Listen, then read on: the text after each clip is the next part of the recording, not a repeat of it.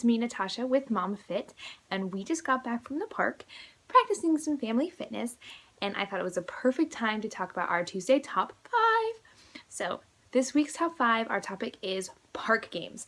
So my top 5, my kids' top 5 park games, things to do at a park.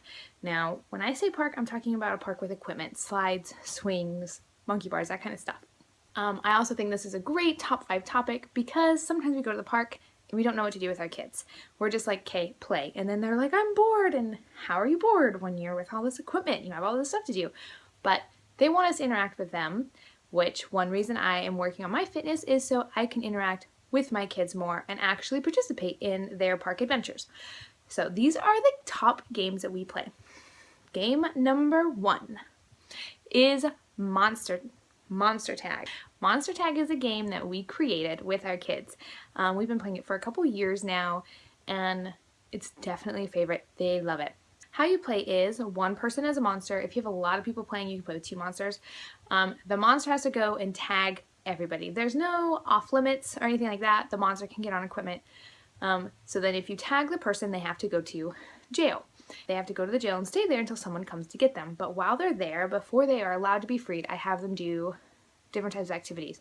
Jumping jacks, lunges, sing their ABCs, sing their favorite song, spell certain words, count to a certain number, all kinds of different educational or fitness type of things. And then once they've done whatever I deem necessary, then they are allowed to be freed.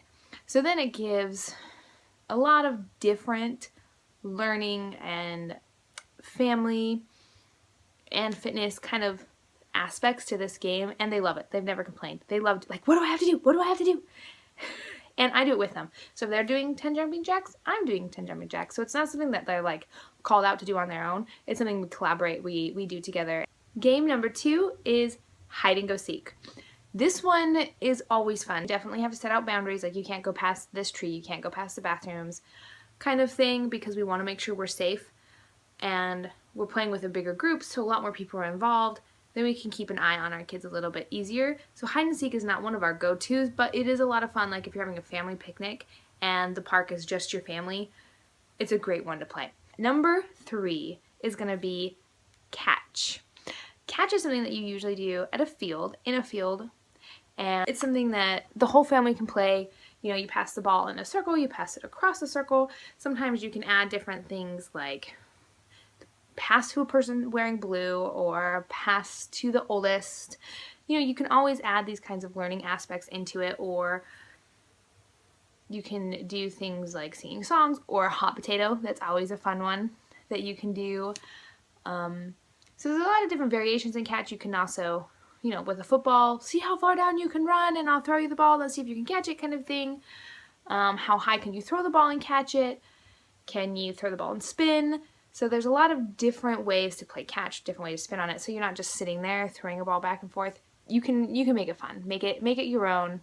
Add a little bit to it to make the kids laugh, make them enjoy themselves a little bit more. Make it memorable. Help make a little more fun memories, I like to say. Number 4 is going to be Sea Voyage. Now this is a game that me and my sisters and cousins made up when we were little, and I have definitely introduced it to my kids because we loved it. We played all the time. My kids caught on to the idea pretty quick, so I think it's like a popular imaginary game. What you do is the park equipment is going to be your boat or your ship.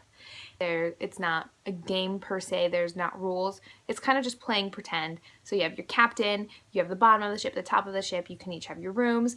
And what we used to do is we used to pretend that we had to go voyage in the sea.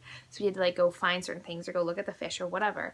So we would have to like go down the slide, down to our pods, which were the swings, and then in our swings were our pods, and we had to swing through the ocean, and then we would pretend we had suits on, and then we'd swim around, and which would be the rest of the park, the fields, or around our ship. And you know, of course, different things would come to attack us. We'd have to like go back to our ship really fast, or there were pirates. You know, it's really open to the imagination, and it's story building more so than just gamey or active, but it's a lot of fun. My kids have enjoyed playing it every time. Number 5 is very similar to Sea Voyage. It's called Hot Lava.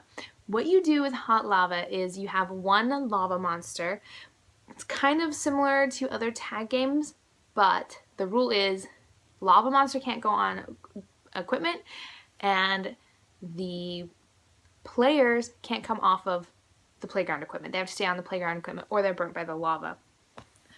So the lava monster has to try and reach up like through the grates or up onto the slide to try and tag the other kids. And the other kids can't go down into the lava, so they're like running around the equipment trying to get away from the lava monster.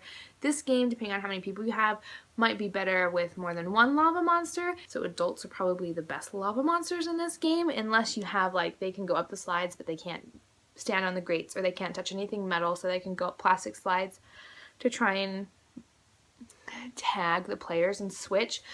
Otherwise, a lava monster is going to be stuck lava monster forever. But that's just another fun little spin to a tag game. It's getting warm, and so we're going to be spending a lot more time at the parks. So remember this when you go out. These are great park games. Kids love them, and that's going to make your hour at the park go a lot faster, and you're going to have a lot more fun. Plus, Mom or Dad, you're going to be getting in some exercise too. You're going to be burning some calories, getting in those steps. And depending on what kind of tag you're playing, you can get arm work in, ab work in, leg work in. It's great. So I hope you guys enjoy your spring, your summer. Thanks for liking, watching, subscribing, and commenting. I always like to hear comments below. Let me know what your favorite park game is. And thank you for watching Mom Fits Tuesday Top 5. I will see you guys next Tuesday.